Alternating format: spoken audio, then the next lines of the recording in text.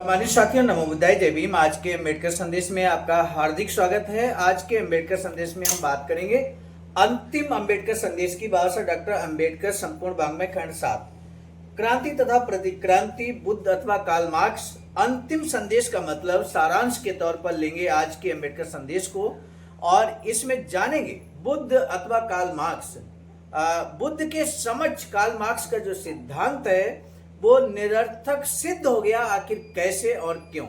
वो कौन से कारण हैं जिनकी वजह से यहाँ पर बुद्ध का सिद्धांत यानी कि बुद्ध के धम्म को वरीयता मिली है, और कार्ल मार्क्स का जो सिद्धांत है, जो उन्होंने यहाँ पर साधन दिए, चाहे वो तानाशाही का दिया हो या वर्ग संघर्ष का दिया हो, उसको लेकर यहाँ पर तथागत बुद्ध के सिद्धांतों के आगे बाबा साहब ने जो विश्लेषण किया है, उसके आगे यहाँ कार्ल मार्क्स का सिद्धांत निरर्थक साबित हो गया। मेरे साथियों, ऐसा ऐतिहासिक और इंटरनेशनल टॉपिक पर अम्बेडकर संदेश हम आपकी सेवा में प्रस्तुत कर रहे हैं। आप स्वयं भी पेज नंबर 354 से लेकर 357 तक यानी कि अंतिम अम्बेडकर संदेश अंतिम भाग जरूर सुन लीजिए मेरे साथियों।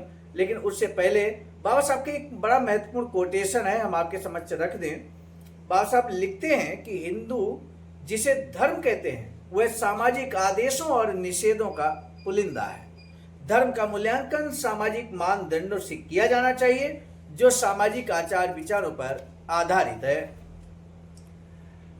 बाबा लिखते हैं कि राज्य की शिथिलता या समाप्ति, साम्यवादी स्वयं इस बात को स्वीकार करते हैं कि एक स्थायी तानाशाही के रूप में राज्य का उनका सिद्धांत उनके राजनीतिक दर्शन की कमजोरी है। वे इस तर्क का आश्रय लेते हैं कि राज्य अंततः समाप्त हो जाएगा। दो ऐसे प्रश्न जिनका उन्हें उत्तर देना है।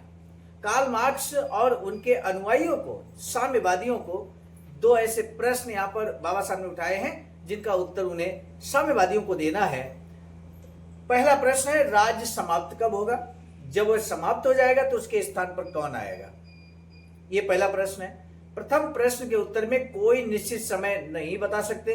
लोकतंत्र को सुरक्षित रखने के लिए तानाशाही अल्पावधि के लिए तो अच्छी हो सकती है और उसका स्वागत किया जा सकता है, लेकिन तानाशाही अपना काम पूरा कर चुकने के बाद लोकतंत्र के मार्ग में आने वाली सब बाधाओं तथा शिलाओं को हटाने के बाद तो स्वयं समाप्त क्यों नहीं हो जाती? क्या अशोक ने इसका उदाहरण प्रस्तुत नहीं किया था? सम्राट अशोक की बात हो रही है। उसने कलिंग के विरुद्ध हिंसा को अपनाया, परंतु उसके बाद उसने हिंसा का पूर्णतया परित्याग कर दिया। यदि आज हमारे विजेता केवल अपने विजितों को ही नहीं बल्कि स्वयं को भी शस्त्र विहीन कर लें तो समस्त संसार में शांति हो जाएगी। साम्यवादियों ने इसका कोई उत्तर नहीं दिया है। जब राज्य समाप्त हो जाएगा तो उनके स्थान पर क्या आएगा? इस प्रश्न का किसी भी प्रकार का कोई संतोषजनक उत्तर नहीं दिया। यद्यपि यह प्रश्न कि राज्य कब समाप्त होगा की अपेक्षा अधिक महत्वपूर्ण है, क्या इसके बाद अराजकता आएगी? यदि ऐसा होगा तो साम्यवादी राज्य का निर्माण एक निरर्थक प्रयास है। यदि इसे बल प्रयोग के अलावा बनाए नहीं रखा जा सकता, और जब उसे एक साथ बनाए रखने के लिए बल प्रयोग नहीं किया जाता, और यदि इसका परिणाम अराजकता है, तो फिर साम्यवादी राज्य से क्या लाभ है? साम्यवादी राज्य से क्या लाभ है अगर इसका परिणाम अराजकता में बदल जाता है? तो मेरे साथियों, इस प्रश्न का जवाब क्या मिलता है हम जानेंगे, लेकिन उससे पहले हमारा आपसे अनुरोध है कि इस अम्बेडकर संदेश को आप जरूर शेयर कीजिएगा। साथ ही साथ हमारा निवेदन आपसे ये भी है कि आपने हमारे चैनल आवाज का ऑफिशियल को अगर सब्सक्राइब नहीं किया है तो बेल आइकन के साथ सब्सक्राइब करना ना भूलें। भाषा लिखते हैं कि बल प्रयोग को हटाने के बाद जो चीज इसे कायम रख सकती है वो केवल और केवल धर्म है, परंतु साम्यवादियों की दृष्टि में धर्म अभिशाप है।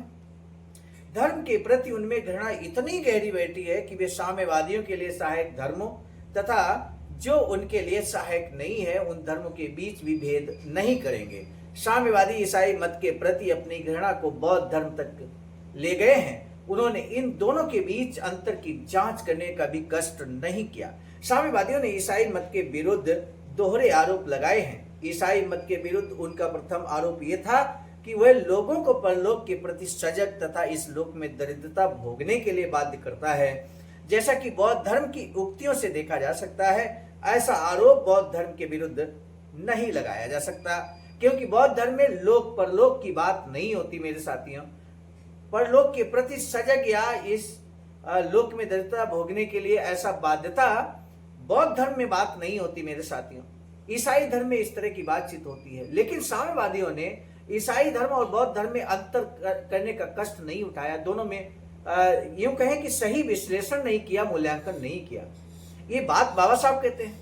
यदि उन्होंने सही मूल्यांकन किया होता साम्यवादियों ने, तो निश्चित तौर पर उन्होंने बौद्ध धर्म को अपना लिया होता। ईसाई धर्म के विरुद्ध साम्यवादियों द्वारा दूसरा जो आरोप लगाया जाता है उसे बौद्ध धर्म के विरुद्ध नहीं लगाया जा सकता।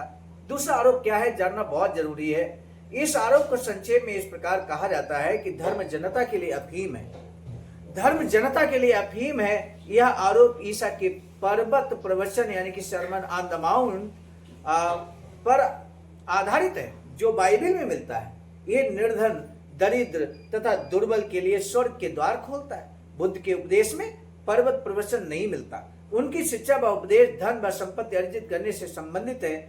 मैं नीचे उनके द्वारा इस विषय में उनके एक शिष्य अनाथ पिंडक को दिए गए प्रवचन का उल्लेख कर रहा हूं। बादशाह प्रमाण देने में देर नहीं करते मेरे साथियों। बादशाह अपनी बात को यहाँ पर प्रमाणों के साथ प्रस्तुत करते हैं। आज ऐतिहासिक और इंटरनेशनल टॉपिक आप जान रहे हैं, बुद्ध अथवा कार्ल मार्क्स। बाबा साहब के द्वारा रखे गए प्रमाणों के साथ बादशाह ने जो एग्जाम्पल दिया वो जानना जरूरी है। एक बार अनाथ पिंडक उस स्थान पर आया जहां पर बुद्ध ठहरे हुए थे। वहां आकर उसने उनको प्रणाम किया और एक और आसन ग्रहण किया और उनसे पूछा, क्या भगवान ये बताएंगे कि गृहस्थ के लिए कौन सी बातें स्वागत योग्य, सुखद तथा स्वीकार्य हैं, परंतु जिन्हें प्राप्त करना कठिन है। गृहस्थ के लिए आज की डेट में अगर हम देखें, हम जितने लोग अम्बेडकर संदेश को सुन रहे हैं 99% लोग गृहस्थ जीवन व्यतीत कर रहे हैं। यानी कि गृहस्थ के लिए बाबा साहब ने जो एग्जाम्पल यहाँ प्रस्तुत किया है तथागत बुद्ध का, ये हर गृहस्थ को जानना चाहिए। प्रश्न एक बार हम पुनः रिपीट करते हैं। उन्होंने प्रश्न पूछा, क्या भगवान ये बताएंगे कि गृहस्थ के लिए कौन सी बातें स्वागत योग्य, सुखद तथा स्वीकार्य हैं, परंतु जिन्हें प्राप्त करना कठिन है। बुद्ध ने इस प्रश्न को सुनकर कहा, इनमें प्रथम विधि पूर्वक धन अर्जित करना है। प्रथम धन अर्जित करना, विधि पूर्वक धन अर्जित करना है। दूसरी बात यह देखना है कि आपके संबंधी भी विधि पूर्वक ही धन अर्जित करें, धन संपत्ति अर्जित करें। तीसरी बात है दीर्घ काल तक जीवित रहो और लंबी आयु प्राप्त करो, लंबी आयु प्राप्त करो। तो ये तीन चीजें जो यहाँ पर तथागत बुद्ध ने बताई अनाथ पिंडक को, जो स्वागत योग्य, सुखद तथा स्वीकार्य हैं, लेकिन जिन्हें प्राप्त करना कठिन है। वो तीन चीजें आप समझ लीजिए। पहला है विधि पूर्वक धन अर्जित करना। दूसरी बात है आपके संबंधी यानी कि आपके नाते रिश्तेदार भी विधि पूर्वक ही धन संपत्ति अर्जित कर रहे हैं या लोभ लालच में आकर बेईमानी से धन संपत्ति अर्जित कर रहे हैं, ये देखना बहुत जरूरी है। तीसरी बात है दीर्घ काल तक जीवित रहो, लंबी आयु प्राप्त करो, यानी कि स्वास्थ्य के प्रति बात कर रहे हैं तथागत बुद्ध। गृहस्थ को इन चार चीजों की प्राप्ति करनी है जो कि संसार में स्वागत योग्य, सुख कारक तथा स्वीकार्य हैं, परंतु जिन्हें प्राप्त करना कठिन है। ये चार अवस्थाएं कौन सी हैं? आइए जान लेते हैं जो इनसे पूर्ववर्ती हैं। वे हैं श्रद्धा, शुद्ध आचरण, स्वतंत्रता और बुद्धि। इन चार शब्दों का अर्थ जानना बहुत जरूरी है। इन चार शब्दों का बाबा साहब ने जो अर्थ बताया तथागत बुद्ध के उपदेश के अनुसार, वो जानना बहुत दिलचस्प है मेरे साथियों। क्योंकि अगर हम आपसे पूछे बुद्धिमान कौन है तो आपका जवाब अलग तरह का होगा। हम आपसे पूछे शुद्ध आचरण क्या है तो जवाब अलग तरह से हो सकता है। लेकिन तथागत बुद्ध का मानक देखिए, बाबा साहब के विश्लेषण देखिए। शुद्ध आचरण दूसरे का जीवन लेने अर्थात हत्या करने, चोरी करने, व्यभिचार करने, झूठ बोलने तथा मद्यपान करने से रोकना है। यानी कि शुद्ध आचरण का मतलब जो व्यक्ति तथागत बुद्ध के पंचशील सिद्धांत को अपनाता हो, पांच शीलों को मानता हो, वो शुद्ध आचरण करता है। यदि पांच में से किसी एक भी आचरण का अगर वो पालन नहीं करता तो वो उसका आचरण शुद्ध नहीं है। इस बात को समझिए मेरे साथियों। स्वतंत्रता ऐसे गृहस्थ का गुण होती है जो धन लोलुपता के दोष से मुक्त हो, उदार हो, दानशील हो, मुक्त हस्त हो, दान देकर आनंदित होने वाला, और इतना शुद्ध हृदय का हो उसे उपहारों का वितरण करने के लिए कहा जा सके। इतना शुद्ध हृदय का व्यक्ति हो जो लालच से परे हो, ईमानदार हो, दान देने वाला हो, दानशील होना चाहिए। ये तथागत बुद्ध का यहां पर संदेश है। स्वतंत्रता का परिभाषा इस तरह से दी गई। इस तरह की स्वतंत्रता का मतलब आप आजादी समझते होंगे, लेकिन आज आपने जाना कि स्वतंत्रता का सही मायने में अर्थ क्या है। बुद्धिमान कौन है? बुद्धिमान कौन है? वह जो यह जानता है कि जिस गृहस्थ के मन में लालच, धन लोलुपता, द्वेष, आलस्य, उनिंदापन, निंद्रालुता, अन्यमनस्कता तथा संशय है और जो कार्य करना चाहिए उसकी उपेक्षा करता है और ऐसा करने वाला प्रसन्नता तथा सम्मान से वंचित रहता है। ये जो व्यक्ति जानता है ये सारी चीजें, लालच, कृपणता, द्वेष, आलस्य तथा अन्यमनस्कता तथा संशय मन के कलंक हैं। जो गृहस्थ मन के इन कलंकों से छुटकारा पा लेता है वह महान बुद्धि, प्रचुर बुद्धि एवं विवेक, स्पष्ट दृष्टि तथा पूर्ण बुद्धि व विवेक प्राप्त कर लेता है। अतएव न्यायपूर्ण ढंग से तथा वैध रूप से धन प्राप्त करना, भारी परिश्रम से कमाना, भुजाओं की शक्ति व बल से धन संचित करना तथा भवों का पसीना बहाकर परिश्रम से प्राप्त करना एक महान वरदान है। ऐसा गृहस्थ स्वयं को प्रसन्न तथा आनंदित करता है और हमेशा प्रसन्नता व हर्ष से परिपूर्ण रहता है तथा अपने माता पिता, पत्नी तथा बच्चों, मालिकों और श्रमिकों, मित्रों तथा सहयोगियों, साथियों को भी प्रसन्नता तथा प्रफुल्लता से परिपूर्ण रखता है। ऋषि विचारक ऐसी स्थिति में जब बल नहीं रहता, साम्यवाद को बनाए रखने के लिए अंतिम सहायता के रूप में बौद्ध धर्म की ओर ध्यान देते नहीं प्रतीत होते। ऋषि विचारक अपने साम्यवाद पर गर्व करते हैं, परंतु ये भूल जाते हैं कि सबसे बड़ा आश्चर्य यह है कि बुद्ध ने जहां तक संघ का संबंध है उसमें तानाशाही विहीन साम्यवाद की स्थापना की थी। ये हो सकता है कि वह साम्यवाद बहुत छोटे पैमाने पर था, परंतु वह तानाशाही विहीन साम्यवाद था। वह एक चमत्कार था जिसे करने में लेनिन असफल रहा।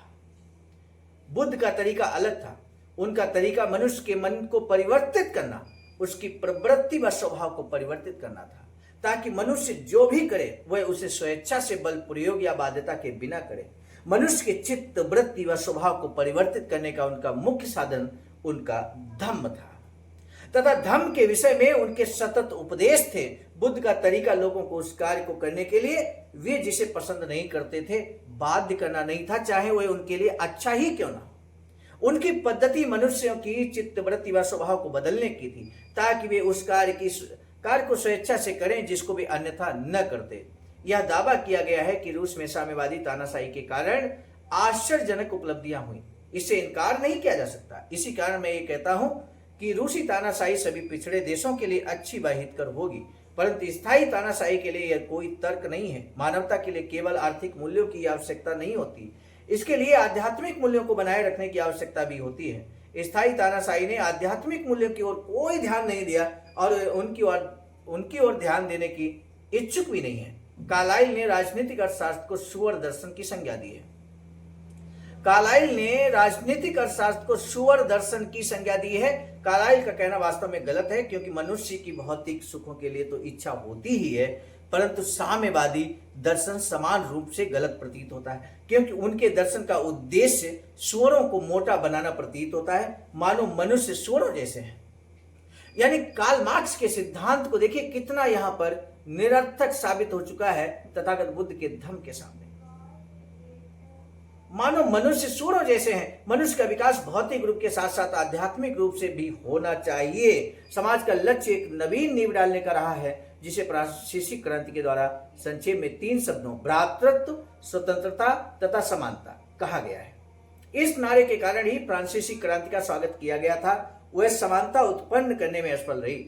हम रूसी क्रांति का स्वागत करते हैं क्योंकि इसका लक्ष्य समानता उत्पन्न करना है, परंतु इस बात पर अधिक जोर नहीं दिया जा सकता कि समानता लाने के लिए समाज में भ्रातृत्व या स्वतंत्रता का बलिदान किया जा सकता। भ्रातृत्व या स्वतंत्रता के बिना समानता का कोई मूल्य व महत्व नहीं है। ऐसा प्रतीत होता है कि ये तीनों तभी विद्यमान रह सकती हैं जब व्यक्ति बुद्ध के मार्ग का अनुसरण करे। साम्यवादी एक ही चीज दे सकते हैं, सब नहीं। मेरे साथियों, बहुत इंपॉर्टेंट निष्कर्ष के साथ यहाँ पर ये पूरा संपूर्ण वाङ्मय खंड 7 यहाँ पे रुक रहा है, स्थगित हो रहा है मेरे साथियों। और अगला जो संपूर्ण वाङ्मय का खंड होगा वो खंड 8 होगा, जो हम लेकर अगले अम्बेडकर संदेश में उपस्थित होंगे। आपकी दिलचस्पी इस बात में रहनी चाहिए कि अगला जो खंड होगा उसमें कितनी शानदार चीजें निकल कर आएंगी। आज के अम्बेडकर संदेश का जो महत्वपूर्ण प्रश्न है वो ये है कि भ्रातृत्व, स्वतंत्रता और समानता कैसे विद्यमान रह सकती हैं, किसका अनुसरण करके विद्यमान रह सकती हैं, किसके द्वारा दिए गए मार्ग का अनुसरण करके विद्यमान रह सकती हैं भ्रातृत्व, स्वतंत्रता और समानता। महत्वपूर्ण प्रश्न है, जवाब आप जरूर दे लेंगे। लेकिन इस खंड 7 का ये अंतिम अम्बेडकर संदेश है। मुझे कहने में बड़ा हम कहें कि आप पर गर्व है कि आप इस अम्बेडकर संदेश को तो जरूर शेयर करेंगे, क्योंकि ये अंतिम अम्बेडकर संदेश है। अंतिम अम्बेडकर संदेश हमने कहा कि सारांश के तौर पर होता है। अगर फिर भी आप इस अम्बेडकर संदेश को शेयर नहीं करते सभी अम्बेडकरवादी बुद्धवादियों तक, तो फिर ये सोचने वाली बात है, अफसोसजनक बात है, और ऐसा आप होने नहीं देंगे। इसी के साथ हम आज के अम्बेडकर संदेश को रोकने जा रहे हैं। सामान्य साथ हम मिलेंगे नए अम्बेडकर संदेश में, नए खंड 8 के साथ में। आज के अम्बेडकर संदेश को अब दीजिए इजाजत। आप सभी को सामान्य साथियों, हम एक महत्वपूर्ण बात बताना उचित समझते हैं। बाबा साहब की अधूरी इच्छा के अनुरूप एक वैचारिक सेंटर निर्माणाधीन है सारनाथ वाराणसी में, जहां पर 14,000 स्क्वायर फीट जमीन परचेज कर ली गई है ring road, green city, Faridpur, Sarnath में। वैचारिक सेंटर के प्रशासनिक ब्लॉक का निर्माण कार्य कंप्लीट हो चुका है। शानदार बेहतरीन प्रशासनिक ब्लॉक का निर्माण पूर्ण हो चुका है। आगे अब मुख्य भवन को बनाने की बारी हम सबकी है, और इस हेतु आप दिए गए अकाउंट नंबर पर अपना अमूल्य योगदान कर सकते हैं। आज का अम्बेडकर संदेश हम लेकर उपस्थित हुए थे मिशन नायक बुद्ध मित्र मुसाफिर सर, राष्ट्रीय अध्यक्ष आवाज का नई दिल्ली की प्रेरणा में, और प्रस्तुतकर्ता क्रम में मैं स्वयं सर्वजित आर्य, राष्ट्रीय मीडिया प्रभारी, IIT सेल आवाज का नई दिल्ली। मिलेंगे नए डॉक्टर अम्बेडकर संदेश में, तब तक दीजिए इजाजत। आप सभी को सादर नमो बुद्धाय, जय।